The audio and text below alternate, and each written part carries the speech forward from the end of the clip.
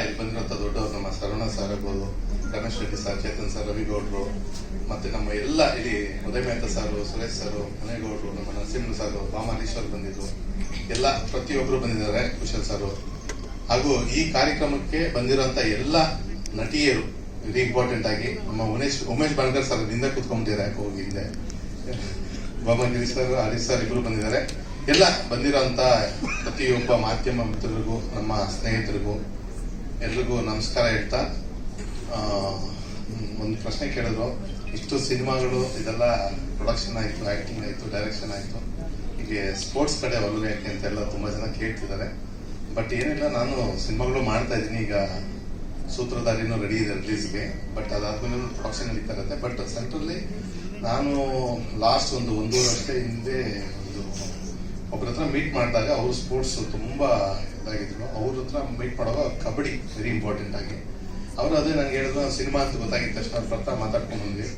Sir, ನಿಮ್ ಸಿನಿಮಾದವರು ಎಲ್ಲ cricket ಎಲ್ಲ ತರ ಗೇಮ್ಗಳನ್ನ ಮಾಡ್ತಿದ್ದಾರೆ, ಆದ್ರೆ ಕಬಡ್ಡಿನ ತುಂಬಾ ಯಾರು ಮಾಡ್ತಿಲ್ಲ ಸರ್. ಅದು ಸೆಲೆಬ್ರಿಟಿಗಳು ಮಾಡಿದ್ರೆ ಆ ಗೇಮ್ ಒಂದು ನೆನಪು ಬರುತ್ತೆ ಅಂತ. ಬಟ್ ಸೆಲೆಬ್ರಿಟೀಸ್ ಅಂದ್ರೆ ಕೆಲವು ಚಾನೆಲ್ಗಳಲ್ಲಿ ನಡೆದಿತ್ತು, ಲಾಸ್ಟ್ 5-6 years ಬ್ಯಾಕ್ ನಡೆದಿತ್ತು. ಬಟ್ ಯೂನಿವರ್ಸಲ್ ಆಗಿ ಅದು ಇಷ್ಟು ಜನ ಒಂದು ನಟಿಯರನ್ನು ತಗೊಂಡ್ಬಂದು ಒಂದು ಕಬಡ್ಡಿ ಮಾಡ್ತಾ ಇರೋದು ಕಾರಣ ಏನಂದ್ರೆ, ಇವಾಗ ನಾವು ಯಾವುದೇ ಒಂದು ಬ್ರ್ಯಾಂಡ್ ಆಗ್ಲಿ, ಏನೇ ಒಂದಾಗ್ಲಿ, ಒಂದು ಬ್ರ್ಯಾಂಡ್ ಅಂಬಾಸಿಡರ್ ಅಂತ ಇರ್ತೀವಿ.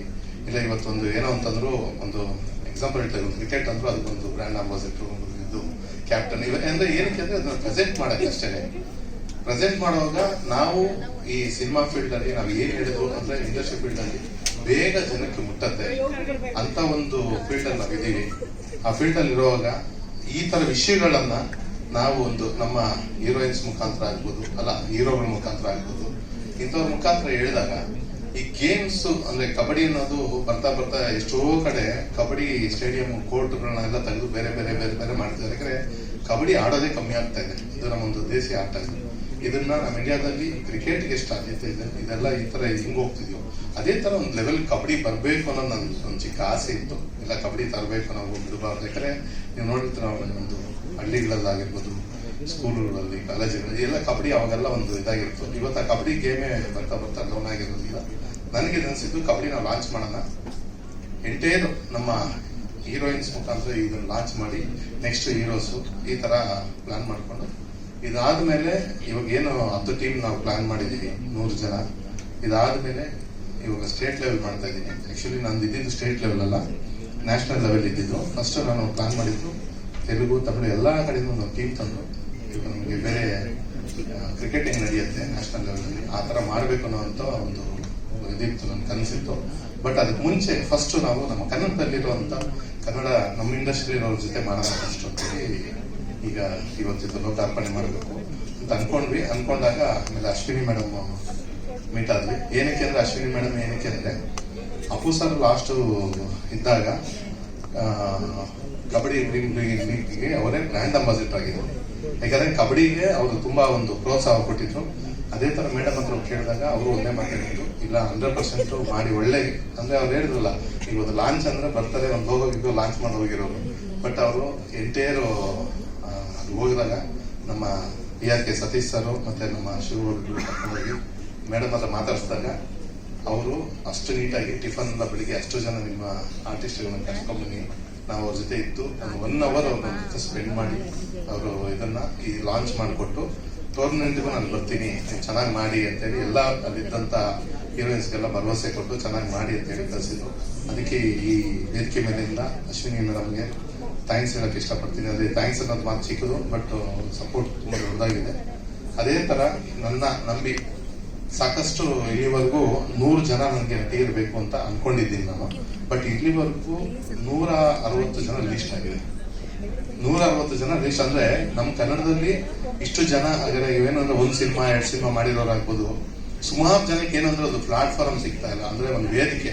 ಈಗ ಒಂದು ವೇದಿಕೆಯಲ್ಲಿ ಬಂದ್ರೆ ಇವತ್ತದು ಇವರ ಈ ತರ ಅನ್ಸತ್ತೆ ಹೊತ್ತು ಸಿಕ್ಕಿದಾಗ ಅದಾದ್ಮೇಲೆ ಹಂಗೆ ಸ್ಲೋ ಡೌನ್ ಆಗುತ್ತೆ. ಬಟ್ ಈ ಒಂದು ವೇದಿಕೆಯಲ್ಲಿ ಒಂದು 100 ಜನ ನಟಿಯರು ಬಂದಾಗ ನಾವು ಬೇರೆ ರಾಜ್ಯಕ್ಕೆ ಹೋಗಿ ಇನ್ನೊಬ್ಬರು ನಟಿಯರು ತಾರೆ ಬಂದಿದ್ವಿ. 100 ಜನರಲ್ಲಿ ನಮ್ಮ ನಿರ್ಮಾಪಕರೆಲ್ಲ ಇಲ್ಲಿದ್ದಾರೆ, ನಿರ್ದೇಶಕರು ಇದ್ದಾರೆ, ಎಲ್ಲ ಇಲ್ಲೇ ನಮ್ಮವ್ರನ್ನ ಆಯ್ಕೆ ಮಾಡ್ಕೊಂಡು ಎಲ್ಲರಿಗೂ ಅವಕಾಶ ಕೊಡ್ಲಿ ಅನ್ನೋದು ಆಸೆ ಅಷ್ಟೇ. ಮತ್ತೆ ಎಲ್ಲ ಸಪೋರ್ಟ್ ಆಗಿ ನಿಂತಿರುವಂತ ಎಲ್ಲ ನನ್ನ ಮಾಧ್ಯಮ ಮಿತ್ರರಿಗೆ ನಮಸ್ಕಾರ. ಯಾವುದು ಲೀಗ ಏಪ್ರಿಲ್ 1 ಅನ್ಕೊಂತ ಏಪ್ರಿಲ್ ಡೇಟ್ ಅನ್ಕೊಂಡಿಲ್ಲ, ಏಪ್ರಿಲ್ ಅನ್ಕೊಂತ ಇದ್ದೀನಿ. ಏಪ್ರಿಲ್ ಅಲ್ಲಿ ಮಾಡಬೇಕು ಅಂತ ಫಸ್ಟ್ ಇರ್ತಿಲ್ಲ, ಫಸ್ಟ್ ಮಾಡಲ್ಲ. ಸರ್ ಇದು ಎಂಟರ್ ಬೆಂಗಳೂರಲ್ಲೇ ಈ ಸತಿ ಎಲ್ಲ ಬೆಂಗಳೂರಲ್ಲೇ, ಯಾಕಂದ್ರೆ ಎಲ್ಲ ಕನ್ನಡಿಗರಾಗಿರೋದ್ರಿಂದ ಬೆಂಗಳೂರಲ್ಲೇ ಮಾಡೋಣ ಅಂತೇಳಿ ಯಾವ್ದು ಹಿಂದೂ ಸ್ಟೇಡಿಯಂ ನೋಡ್ತಾ ಇದೀವಿ. ಒಳ್ಳೆ ಸ್ಟೇಡಿಯಂ. ನೋ ದುಬೈ, ಇವಾಗ ಕರ್ನಾಟಕದಲ್ಲಿ ಮಾಡೋಣ.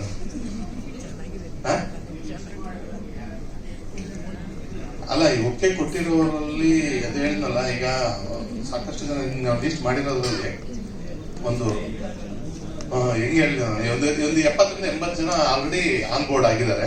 ನಾವು ಅನೌನ್ಸ್ ಮಾಡಿಲ್ಲ. ಆನ್ ಬೋರ್ಡ್ ಈಗ ನಾಳೆ ಸೋಮವಾರದಿಂದ ಎಲ್ಲ ಬದಲು ಸ್ಟಾರ್ಟ್ ಆಗುತ್ತೆ. ಆಮೇಲೆ ನಮ್ಮ ನಾರ್ಮಲ್ ಇವಾಗ ಏನಿದಾರೋ ದೊಡ್ಡ ನಟಿಯರು ಅಂದ್ರೆ ಈಗ ಹೇಳ್ತಿರೋದು ಸಾಕಷ್ಟು ಈಗ ಮಹಾರಾಷ್ಟ್ರ ಮೇಡಮ್ ಆಗಿರ್ಬೋದು, ತುಂಬಾ ಎಸ್ಟಾಬ್ಲಿಷ್ಡ್ ಅಂದ್ರೆ ಆ ಇದರಿಂದಾನು ಪ್ರತಿಯೊಬ್ಬರು ಇನ್ವಾಲ್ವ್ಮೆಂಟ್ ಇದ್ರಲ್ಲಿ ಇರುತ್ತೆ. ಎಲ್ಲರೂ ಟೂರ್ನಮೆಂಟ್ ಬರ್ತಾರೆ, ಪ್ರತಿಯೊಬ್ಬರು ಸಪೋರ್ಟ್ ಕೊಡ್ತಾರೆ. ಪ್ರತಿಯೊಬ್ರು ಇವತ್ತಿರುವಂತ ಹೀರೋಯಿನ್ಸ್ ಅಲ್ಲದೆ ನಮ್ಗೆ ಅವತ್ತಿಂದ ಬಂದಿರೋರ್ನು ಬಿಡದೆ, ಆಮೇಲೆ ಎಲ್ಲ ಕಲಾವಿದರನ್ನ ಹೀರೋಗಳನ್ನ ಆಗ್ಬೋದು, ಮತ್ತೆ ಮೇನ್ ಡೈರೆಕ್ಟರ್ಸ್ ಆಗ್ಬೋದು, ಪ್ರೊಡ್ಯೂಸರ್ಸ್ ಆಗ್ಬೋದು, ಆ ಟೂರ್ನಮೆಂಟ್ ನಡೆಯೋದ್ರಲ್ಲಿ 2 ದಿನ ಪ್ರತಿಯೊಬ್ಬರು ಅಲ್ಲಿ ಬಂದು ಒಂದು ವಿಸಿಟ್ ಹಾಕ್ಬೇಕು ಅಂತ ನಾನು ಎಲ್ಲರಿಗೂ ಪರ್ಸನಲ್ ಆಗಿ ರಿಕ್ವೆಸ್ಟ್ ಹಾಕಿದ್ದೀನಿ. ಯಾಕಂದ್ರೆ ನಮ್ಮ ನಟಿಯರೆಲ್ಲ ಕಬಡ್ಡಿ ಆಡೋದು ಪ್ರೋತ್ಸಾಹಿಸಕ್ಕೆ ನಮ್ಮ ಇಡೀ ಚಿತ್ರರಂಗ ಬರಬೇಕು ಅನ್ನೋದು ನನ್ನ ಇದಾಗಿದೆ. Cash price 5 lakhs. ಇದು ನನ್ಗೂ ವಿನ್ನಿಂಗ್ ಟೀಮ್ಗೆ ಸಿನಿಮಾ ಹೊರಡಿನವ್ರು ಮಾಡ್ತಾರೆ, ಆ ತರ ಆಟ ಆಡ್ತಿದ್ದಾರೆ. ಅಂದ್ರೆ ಯಾವ ತರ ಅರ್ಥ ಆಗಿಲ್ಲ. ಈಗೇನು ಗೊತ್ತಾ, ನಾವು 100 ಜನದಲ್ಲಿ ಎಕ್ಸಾಂಪಲ್ 100 ನಾನು ಇಲ್ಲಿ ಬಂದು ಧೈರ್ಯವಾಗಿ ನಿಂತು ಮಾತಾಡ್ತಿದ್ದೀನಿ ಅಂತಂದ್ರೆ ಅದು ನೀವು ತಗೊಂಡಿರೋ ಇನಿಷಿಯೇಟಿವ್.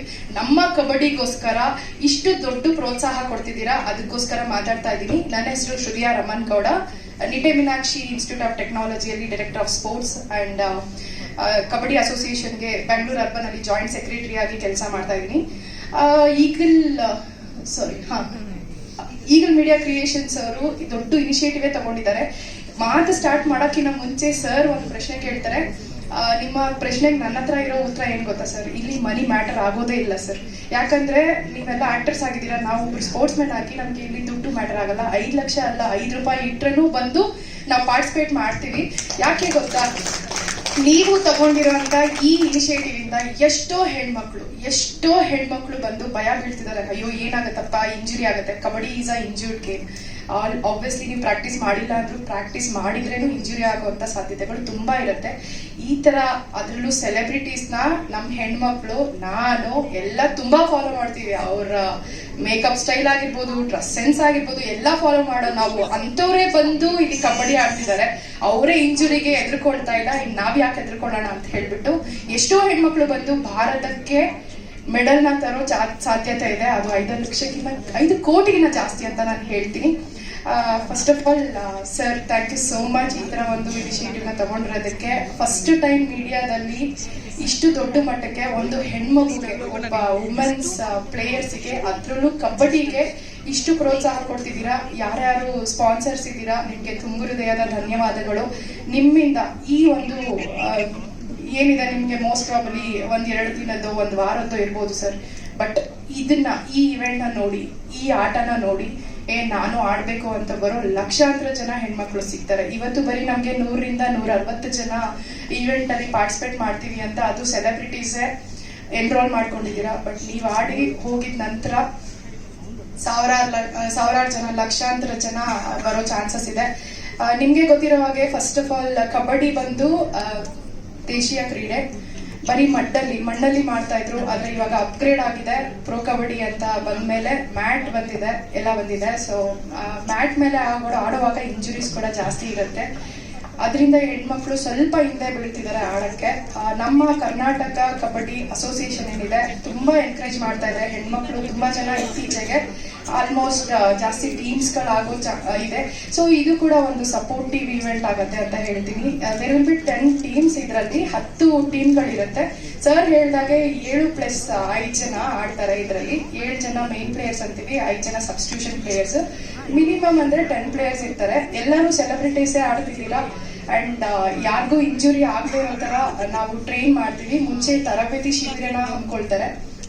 ತರಬೇತಿ ಶಿಬಿರನ ಹಮ್ಮಿಕೊಂಡು ಅವ್ರಿಗೆ ಟ್ರೈನ್ ಮಾಡಿ ಹೇಗೆ ಆಡಬೇಕು ಅಂತ ಹೇಳ್ಕೊಟ್ಟು, ಅದಾದ ನಂತರ ಎಲ್ಲ ಟೀಮ್ಗೂ ನಾನು ಚೀಫ್ ಮೆಂಟರ್ ಆಗಿರ್ತೀನಿ. ನನ್ನ ಜೊತೆಗೆ ಇಡೀ ಟೀಮಿಗೆ, ಪ್ರತಿ ಒಂದು ಟೀಮಿಗೆ ಒಬ್ಬೊಬ್ಬ ಕೋಚಸ್ ಇರ್ತಾರೆ. ಸೊ ಏನು ಇಂಜುರೀಸ್ ಆಗದೆ ಇರೋ ತರ ನೋಡ್ಕೊಳ್ಳೋದು ನಮ್ಮ ಜವಾಬ್ದಾರಿ.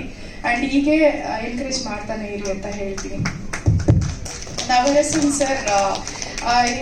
ಸರ್ ಬಗ್ಗೆ ಯಾಕೆ ಇಷ್ಟು ಒತ್ತಿ ಹೇಳ್ತಿದ್ದೀನಿ ಅಂತಂದ್ರೆ, ರೀಸೆಂಟ್ಲಿ ಕ್ರಿಕೆಟ್ ಟೂರ್ನಮೆಂಟ್ ಆಯ್ತು. ಆ ಕಬಡ್ಡಿ ಅನ್ನೋದು ಬಂದ್ರೆ ಮೈಂಡಿಗೆ ಹುಡುಗರು ಅಂತ ಬರ್ಬೇಕಿತ್ತು. ಹುಡುಗರಿಗೆ ಮಾಡೋಣ ಚೆನ್ನಾಗಿರುತ್ತೆ ಅಂತ. ಪ್ರೋ ಕಬಡ್ಡಿಲಿ ಕೂಡ ಹುಡುಗರಿಗೆ ಮಾಡ್ತಿದ್ದಾರೆ, ಬಟ್ ಹುಡುಗಿರ್ನ ಚೂಸ್ ಮಾಡಿದಿರಲ್ಲ sir. Being a women, thank you so much. ನಿಮ್ಮಿಂದ ಎಷ್ಟೋ ಮಕ್ಕಳು ವಾಪಸ್ ಕಬಡ್ಡಿಗೆ ಬಂದು ಮೆಡಲ್ನ ಮಾಡಿ ದಿನ ಮತ್ತೊಂದು ದಿನ ಇದೇ ಸ್ಟೇಜಲ್ಲಿ ಅಥವಾ ಯಾವತ್ತೋ ಒಂದು ಸ್ಟೇಜಲ್ಲಿ ನಾನೇ ಹೇಳ್ತೀನಿ, for sure they are going to achieve something in their life ಅಷ್ಟೇ. ಎಸ್ ಸರ್, ಹೇಳಿ ಸರ್.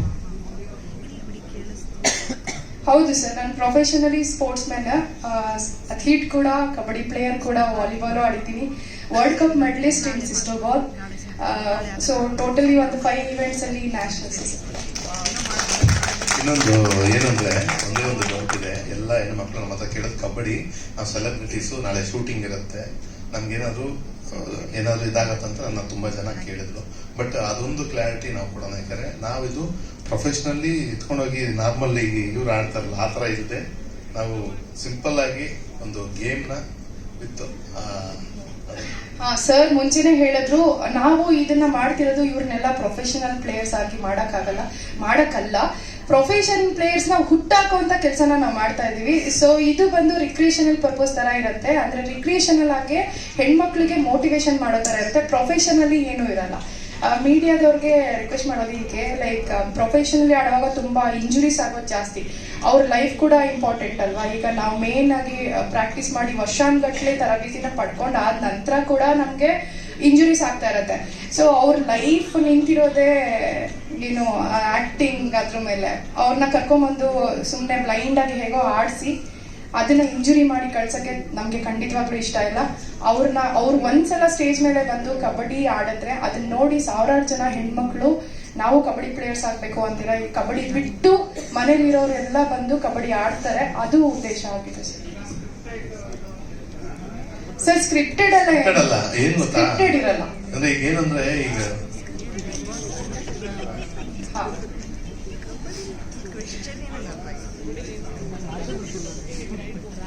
ಸರ್ ಅದಕ್ಕೆ ಅಂತಾನೆ ತರಬೇತಿ ಶಿಬಿರನ ಹಮ್ಮಿಕೊಂಡಿರ್ತೀವಿ. ಈಗ ಎಷ್ಟೊಂದು ಟ್ಯಾಕಲ್ಸ್, ಇವಾಗ ಎಲ್ಲ ಸ್ಕಿಲ್ಸ್ನು ನಾನಿಲ್ಲಿ ಜಂಪ್ ಮಾಡಿ ಅಂತ ಹೇಳಲ್ಲ. ಅವ್ರಿಗೆ ಏನು ಸ್ಕಿಲ್ಸ್ ಹೇಳ್ಕೊಟ್ಟಿರ್ತೀವಿ ಅದು ಸ್ಕ್ರಿಪ್ಟೆಡ್ ಇರಲ್ಲ. ಸ್ಕಿಲ್ಸ್ ಏನ್ ಹೇಳ್ಕೊಟ್ಟಿರ್ತೀವಿ ಅದನ್ನ ಡೆಮಾನ್ಸ್ಟ್ರೇಟ್ ಮಾಡ್ತಾರೆ, ಸೊ ದಟ್ ಇಂಜುರೀಸ್ ಅವಾಯ್ಡ್ ಆಗುತ್ತೆ.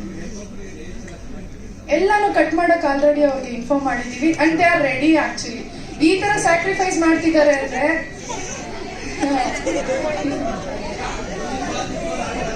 ಸರ್ ನೀವು ಯೋಚನೆ ಮಾಡಿ. ಆಲ್ರೆಡಿ ನಾನು ತುಂಬಾ ಜನ ಹೆಣ್ಮಕ್ಳು ಈ ಸ್ಟೇಜ್ ಅಲ್ಲಿ ಬಂದವ್ರನ್ನ ಕೇಳಿದೆ, ಅವ್ರು they are ready. Actually nail grow ಆಗತ್ತೆ, ಬಟ್ ಇಂಜುರಿ ಬೇರೆ ಪ್ಲೇಯರ್ಗಾದ್ರೆ ಅದು ತುಂಬಾ ಎಫೆಕ್ಟ್ ಆಗುತ್ತೆ. ಸೊ ಅವ್ರು ರೆಡಿ ಇದ್ದಾರೆ ಸರ್, ನೇಲ್ಸ್ ಕಟ್ ಮಾಡ್ತಾರೆ.